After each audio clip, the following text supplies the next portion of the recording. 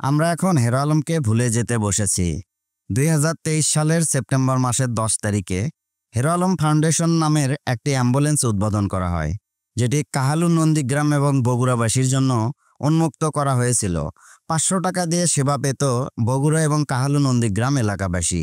কিন্তু দুঃখজনক হলেও সত্য, দীর্ঘ ১ বৎসর চলে গেলেও সেই অ্যাম্বুলেন্সটি কোনো কাজেই আসেনি। উদ্বোধনের পরপরই হিরো আলমের বাড়ি থেকে সেই অ্যাম্বুলেন্সটি ডিবিআর কার সার্ভিসিং সেন্টারে নিয়ে এসে রাখা হয়। অযত্ন অবহেলায় পড়ে থেকে অ্যাম্বুলেন্সটি ক্ষয়ে ক্ষয়ে শেষ হয়ে যাচ্ছে। দেখতে পাচ্ছেন অ্যাম্বুলেন্সের পেছনের একটি চাকাও কিন্তু ইতিমধ্যে খুলে রাখা হয়েছে বা বেঁচে খাওয়া হয়েছে। এরকম নামমাত্র অ্যাম্বুলেন্স উদ্বোধনের কি দরকার ছিল, এটা আমার মাথায় আসে না। এই অ্যাম্বুলেন্সটি একদম জরাজীর্ণ অবস্থায় পড়ে রয়েছে ডিবিআর কার সার্ভিসিং সেন্টারে।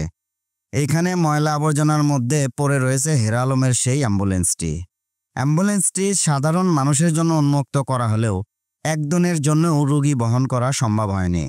২০২৩ সালের ১০ই সেপ্টেম্বর উদ্বোধনের পর এই গাড়িটি যে চালিয়ে নিয়ে আসেন তার সাথে কথা বলেছিলাম। তিনি বলেছিলেন এই গাড়িটি খুব কষ্ট করে তিনি চালিয়ে নিয়ে এসেছেন, এটা আসলে চলারও অনুপযোগী। কেন তাহলে এত ঘটা করে এই অ্যাম্বুলেন্সটি উদ্বোধন করা হয়েছিল, সেটা এখন জনমনে প্রশ্ন। এই অ্যাম্বুলেন্সটি একমাত্র লই খাওয়া ছাড়া আর কোনো কাজে আসবে না বলে আমার মনে হয়। অ্যাম্বুলেন্সটি উদ্বোধনের পরের দিনেই হিরো আলমের বাড়ি থেকে ডিবিআর কার সার্ভিসিং সেন্টারে নিয়ে এসে রাখা হয়। হিরো আলম চলে যান ঢাকাতে।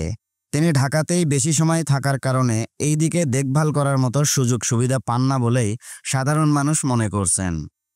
হিরো আলমের অ্যাম্বুলেন্সটি নিয়ে আপনার যদি কোনো মতামত থাকে তাহলে অবশ্যই কমেন্ট করে জানাতে পারেন।